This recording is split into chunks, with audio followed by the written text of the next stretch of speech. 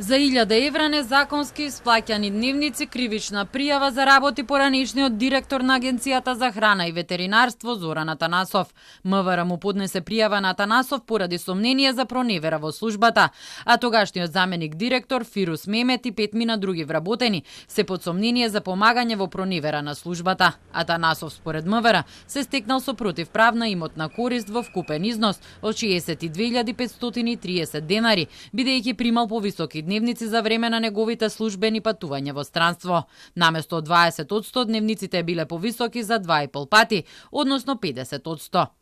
ЗА во својство на директор на Агенцијата за храна и ветеринарство во периодот од 2017 до 2020 година во повеќе наврати со намера противправно да прибави за себе парични средства кои му биле доверени во службата за службени патувања во странство на кои истиот присуствувал, примал дневници во висина од 50%, иако согласно уредба за изменување на уредбата за издатоците на службени патувања и службени патувања во странство требало да има само 20%, бидејќи трошоците за сместување и исхрана не паѓале на товар на институцијата.